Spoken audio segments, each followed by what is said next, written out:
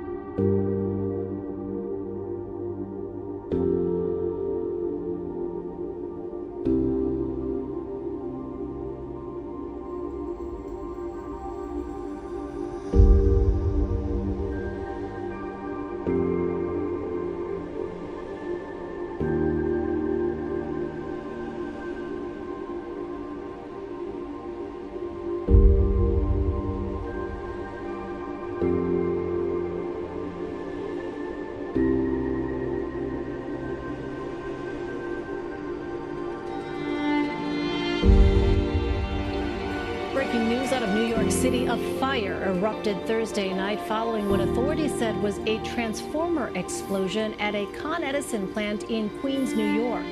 The explosion turned the night sky bright blue and caused power outages, including reports of a blackout at LaGuardia Airport.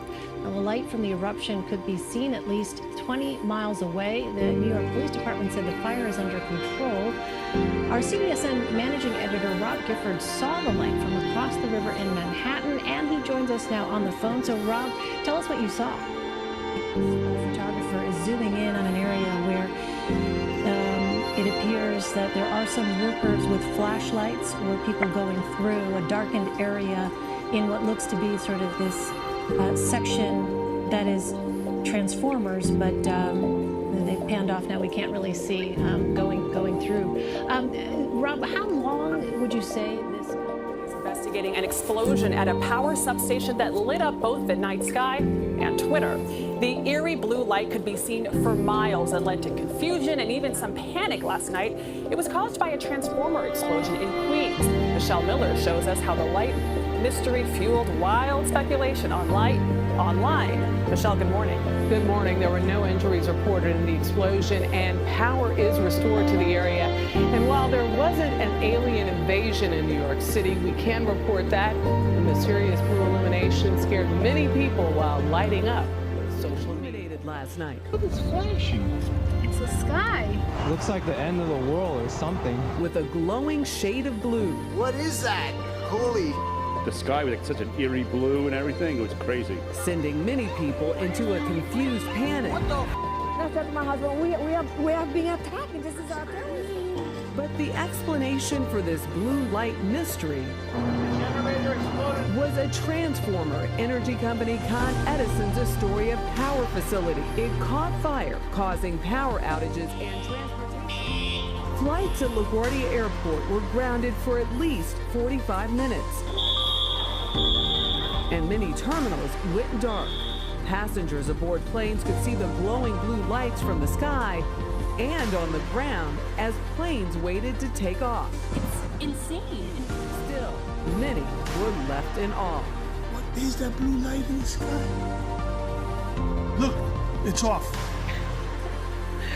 Power was also cut to Rikers Island, one of the nation's largest prisons, but no incidents were reported. Con Edison told us the reason the entire sky lit up was an electrical fault on the 138,000 volt equipment that caused an electrical arc flash, which made light visible across the entire night. Okay, what's going on? Yeah, I want to welcome everyone to the Universal World Network channel. Alright, this is your host Universal1, getting back at you guys with a great video here. If this is your first time visiting the channel, let me say welcome to the channel. Thank you for pushing that play button, decided to spend a little time with me this evening, or should I say this morning at 2:47 a.m. in the morning. Alright, yeah, I've been wanting to do this, alright? Not because of, you know, the buzz that's going on social media, not because I want to talk about conspiracies or anything like that, but because I want to talk about, you know, we've been warned. We've been warned about our infrastructure. We've been warned about our grid, yeah.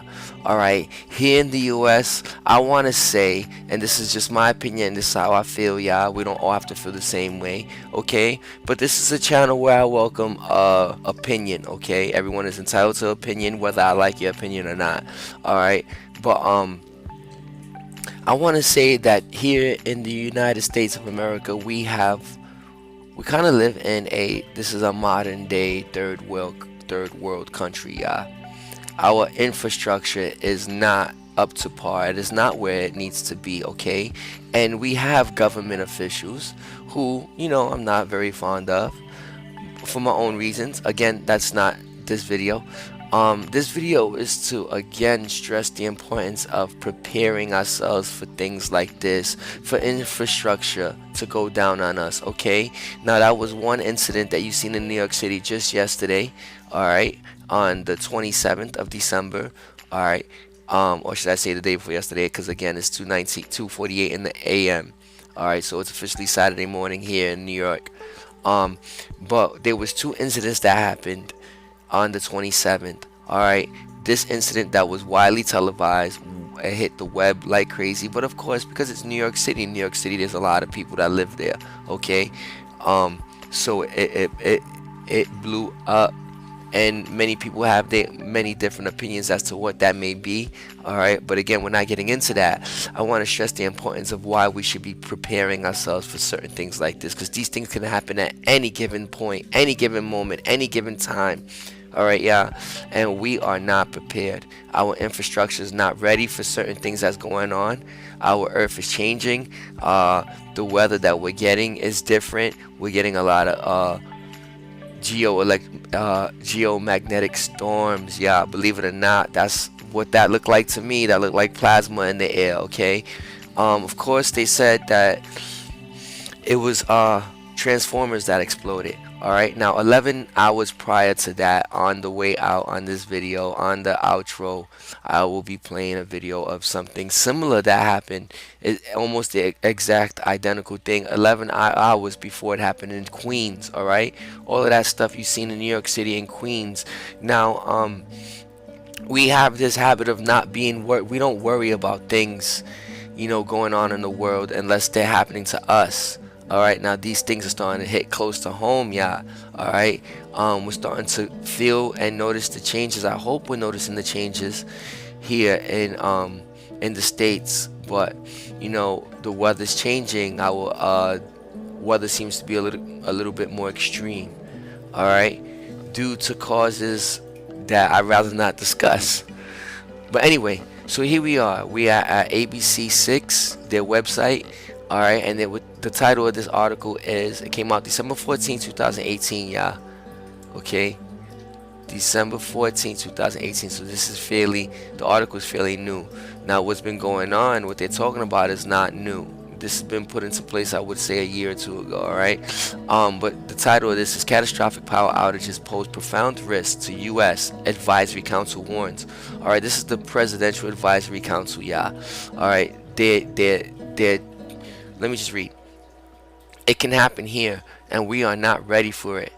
That is the sobering message delivered by the National Infrastructure Advisory Council in a new report on the United States' ability to respond to and recover from an extended catastrophic power outage. Now, here's the report, yeah. Here is the study that they took, and it is the NIAC, again known as the National Infrastructure Advisory Council. We'll call them NIAC Catastrophic Power Outage Study. Alright, now this was done by a group, yeah, and they released this, and this is out to the public. Now this is not something that our news channels are not talking about, right?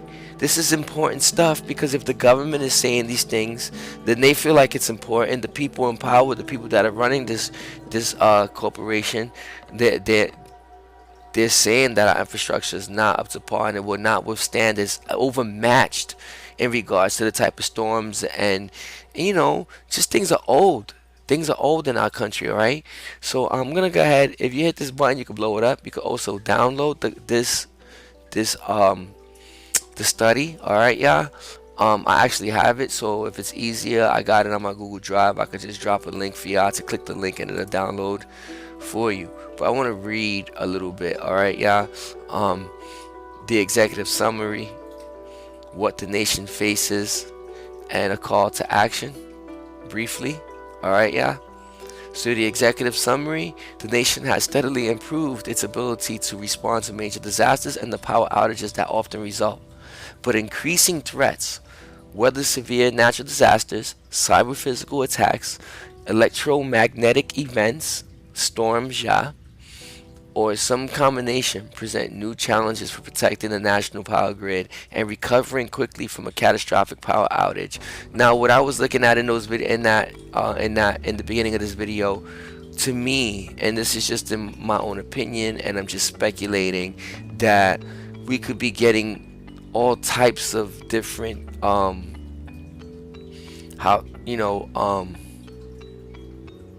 like it could have been a solar flare, it could have been a flare, right? And our spheres, our ionosphere, our atmosphere, all of those things that are supposed to protect the earth from those blasts from the sun or from anything else that's coming in, like cosmic rays and stuff like that. You know, it's weak. All those spheres, all our layers of protection are weak right now. We may even have holes in them, right? And that looked like that's what that could have been to me, electromagnetic or geomagnetic. All right, yeah, caused. I mean, especially in the video that I'm going to show you on the way out, yeah. All right. If you look at on the power lines as those things are lighting up, if you look above, it looks like it could be like, I don't know, like a beam or something. But I'm not saying nothing else. I'm not. You know, I'm just saying that's what it looks like. But anyway, let me keep on reading, yeah. The President's National Infrastructure Advisory Council, NIAC, was tasked to examine the nation's ability to respond, the nation's ability to respond to and recover from a catastrophic power outage of a magnitude beyond modern experience, exceeding prior events in severity, scale, duration, and consequence. Simply put, how can the nation best prepare for and recover from a catastrophic power outage, regardless of the cause? That's right, regardless of the cause. Y'all don't have to be nefarious, don't have to be no one doing nothing crazy, because it could be bad weather that knocks our grid right out. A solar flare from the sun could knock our grid right out, yeah, and that would be bad for us.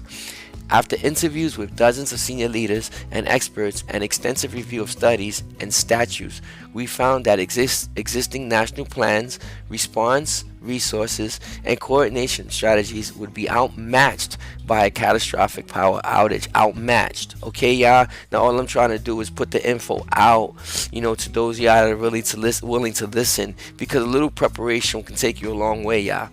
This profound risk requires a new national focus. Significant public and private action is needed to prepare for and recover from a catastrophic outage that could leave the large parts of the nation without power for weeks or months and cause service failures in other sectors, including water and wastewater, communications, transportation, healthcare, and financial services that are critical to public health and safety and our nation and economic security.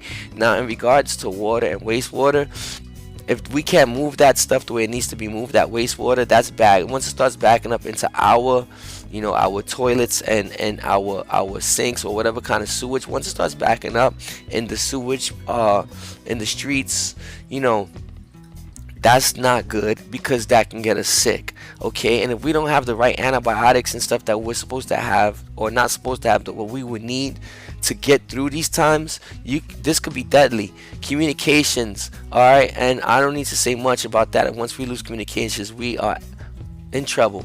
Transportation, you pretty much want to stay put if you're not somewhere, safe. I think home might be the safest place, because we always got what we need at home, all right? And financial services that are critical to the public health. I read that already, though. I'm sorry, yeah. What is a catastrophic power outage? Events beyond modern experience that exhaust or exceed mutual aid capabilities. Likely to be no notice or limited notice events that could be complicated by a cyber physical attack. Well, no notice could be like what happened in New York City and Queens, where a transformer blows. All right, yeah, that could be no notice. Those things get old, and if we're not servicing them schedulely at a scheduled time, then that's no notice. Something like that could happen. And of course, a cyber or physical attack. Of course, cyber attack or physical attack to our infrastructure. Because right now we're speaking infrastructure. That's, just one of the problems. That's one of the reasons why we would need to prep. Another reason we would need to prep can be, our fiat dollar crashes and is no good anymore. Things like that. Anyway, long duration lasting several weeks to months due to physical infrastructure damage. Affects a broad geographic area covering multiple states or regions and affecting tens of millions of people. Causes severe cascading impacts that force critical sectors, drinking water and wastewater systems, communications, transportation, healthcare, and financial services to operate in a degraded state, and that would not be good. Then they have some recommendations. All right, yeah, so if you download this, you can go ahead and check it. Then they have like a recommended overview of what to do, and I kind of I read through these really quick, and I didn't see anything that really targets the public. Yeah, us. All right, what the nation faces. Across the nation, we experience major threats nearly every year: hurricanes, wildfires, flooding, droughts, and other serious disasters. For these events, the nation has well-established response processes where the federal government serves as a backstop for the robust efforts of individuals, businesses, communities, and states. And even as severe weather increases, the nation has steadily improved its ability to respond to growing disasters and resulting outages, improving planning and coordination, hardening infrastructure, and building strong mutual aid agreements. The risk posed by a catastrophic power outage, however, is not simply a bigger, stronger storm. It is something that could paralyze entire regions with grave implications for the nation's economic and social well-being. And that's for real, and they're saying here that, although the nation is the nation is, doing what they have to do to get better, they're improved, has steadily improved in its ability to respond to growing disasters and resulting outages. But what they're saying is a catastrophic power outage is something like we just read, this is going to be a duration, a long duration of time where we're going to be without power. And we do not know how to live like that, y'all. The risk posed, I read that already. The NIAC was tasked to examine the nation's ability to withstand a catastrophic power outage of a magnitude beyond modern experience, exceeding prior events in severity, scale, duration, and consequences. Then they're gonna talk about how it happened back in I forget what year it was, but it happened in Canada, and the upper U.S. All right, yeah, and they experience some things there, so hopefully they learn from what they experience. But why do we gotta wait until it gets so close to home to start to worry about those things? Let me go to page 23. All right, and what kills me is that these things happen and we're not ready or prepared, and things get chaotic when we're not ready or prepared. You know what I mean? And we should have been ready and prepared because they're telling us what's going on. They're telling us about the issues and how we would be, the nation would be outmatched to something like this if this was to happen. So think about how bad it is to be without power or water for an hour or two. We've seen that it stopped travel. The airlines, the airport was shut down. No flights going in or out. They had to reroute traffic so it can land somewhere else. Air traffic, I mean, that causes big stuff. Think about the hospitals. When the hospitals lose power, could you imagine, how long a backup generator is gonna be good for? I mean, at some point they're gonna die too, right? And what happens to all those people that are living off of machines? You know, because this could be really bad when you think about those things. You know, and you know, we're not televising this. We're not putting this stuff on the news. A lot of people like to watch the news and rely on the news. You know, and this is the stuff that we should be putting on the news, or we should be planning. We should have, you know, we should be getting prepared. But anyway, moving forward, a call to action. A catastrophic power outage could paralyze entire regions with grave consequences for national security, economic security, and public health and safety. The magnitude of this threat requires the federal government to lead in every way possible too. The federal government. We can't rely on these people, yeah. They'll be worried about their own people. Why would they be worried about everyone else? They got families of their own, right? Can you really expect them to be worried about you? Yeah, they got jobs and they're supposed to be there to worry about you. But come on, y'all, let's be sensible. If it was you in their shoes, would you be worried about a whole bunch of other people or your own family? Establish and execute clearly understood authorities. Maintain a high priority mission for catastrophic power outages. Provide steadfast guidance and incentives for action. Deliver resources, including dollars, expertise, and decision-making capabilities. To do so requires the federal government serve as convener and lead all collaborator for critical infrastructure owners and operators and stakeholders across all levels of government. Strong and effective public-private collaboration will be crucial. This is crazy, y'all. You gotta read this, but it's there for us, all right? So, again, I just wanted to show y'all this and show y'all the importance. Now, before we leave, I want to show you another site where, you know, if we don't have any idea on how to prep, if we don't have any idea where to start, this is one good place to start, y'all. There's many different places, sites that you could check out, you know, to learn how to prep for your family, for you and your family. All right, the things that you need and stuff like that. But I'll leave a link of this site as well as a link of the NYC study, because I have the study, like I said, yeah. So all you gotta do is click the link and it'll download. But imagine yourself and your family forced from your home in the dead of winter with nothing more than the few supplies you were able to carry amongst yourselves. Then imagine being shuttered into a community center with thousands of other families displaced from their homes as well, relying on what few supplies the government could provide, right? Like, I don't want to be stuck in that type of situation, people. I don't want to be stuck in a situation where I got to rely on the government to take care of my family for me. Like, I really, really do want to be able to rely on myself and really, really do have what I need in the event that something like that would have happened. Now, I'm not here saying that this is going to happen. What I am saying is that we need to prepare for things like this, all right? Because with the way the world is changing, with the way that our weather is changing, with the way that our infrastructure is it's growing old, and we don't seem to be fixing our infrastructure. So these things are going to happen. We need to start expecting them to happen more and more because they really are old. Now, can these things be replaced? Sure they can. But what if the whole grid goes down? What if a solar flare hits us and it knocks us completely off? They got to replace every single transformer. That's not an easy task, y'all. Alright? If you live a comfortable middle-class lifestyle in a first-world country, this situation sounds preposterous, doesn't it? It is not. Families just like yours face this exact plight on December 20th, 2013, when a massive ice storm hits parts of central Canada and the US, crippling many cities and leaving tens of thousands without power for days, sometimes weeks. And this is what I'm talking about, yeah.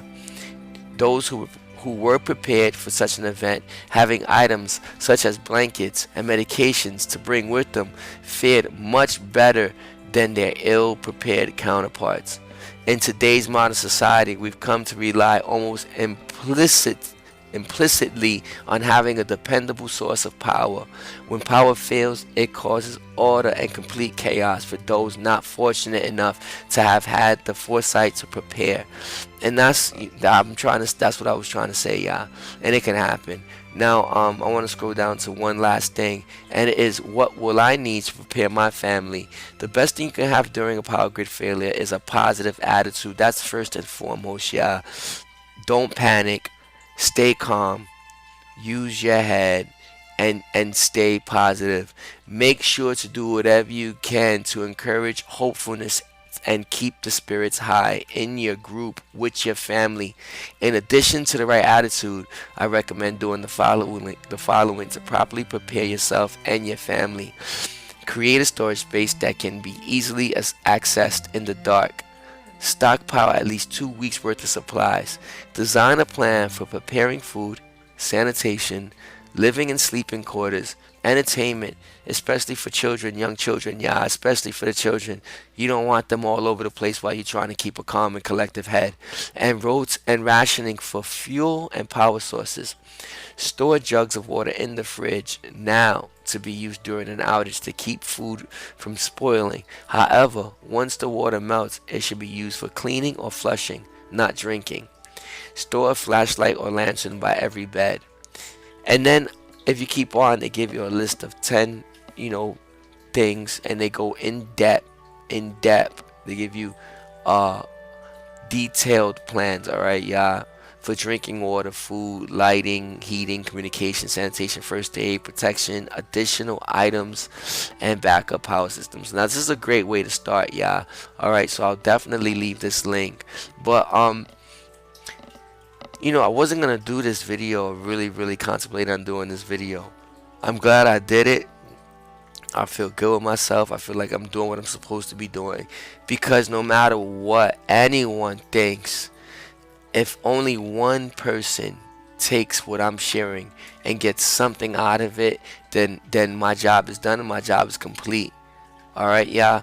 There's a lot of BS going on, especially on YouTube, and you got people fighting against each other in certain communities, and I would want to consider myself to be part of the truthful community. All right, yeah.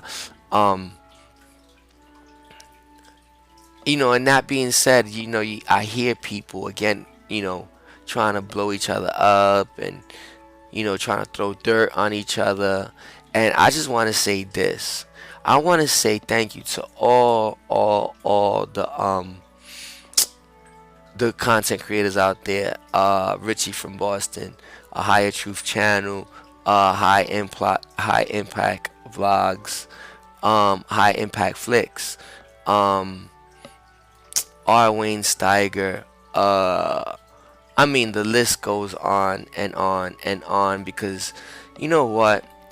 No matter what anyone can say, right?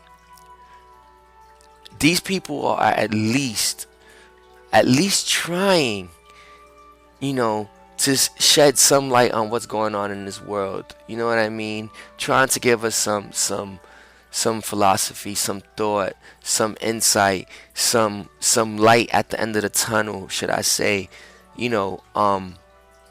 There's many other YouTubers out there that I know I missed, but I want to say thank you to all of y'all, because at least you're doing your part, and at least your heart is in a good place, and I think that's the most important thing. And I think we really need to get out of fighting and pointing out the negative in people, and maybe if we just stop feeding that side of people and stop paying that side of people any mind, and maybe we can find the positive. I'm told anytime I come across something negative, I'm always supposed to find the positive out of it, right? So why can't we be doing that? So again, I'm not trying to get into any beefs here. I just want to say thank you to all of y'all, even those that are trying to bash the others. All right, y'all know who you are. Y'all know who. I don't gotta be naming no names, because y'all know who you are. You know who. The people that are doing the bashing, you do know who you are. And I thank y'all too. Because I still believe that your heart is in a good place, and I gotta believe that about everybody, because I believe that we are all connected. I believe that we are one. I think that we should all just try to come together. All right. That being said, I'm about to be out of here, y'all, but I'm gonna play this video of the same exact thing that happened in New York City, happened 11 hours prior to that New York City incident with a transformer in Kenner, Louisiana. All right, y'all. Now check out this video, and I hope y'all all enjoyed this video. I hope that I hope we're going in the right direction. I'm hoping going in the right direction with everything that I'm trying to do here, y'all. All right. To those of y'all that visit my channel for the first time, if you like the video, please hit that thumbs up button. Please subscribe to the channel and don't forget to hit that notification bell. All right, y'all. I love you all. Don't forget to extend that hand to those in need, because you never know when it will be us who will be in need. Love is key. Love is the way. Love can conquer all. Yeah, this is Universal1 getting back at you guys with a great informative video, and I am out of here, y'all. Peace. I don't know.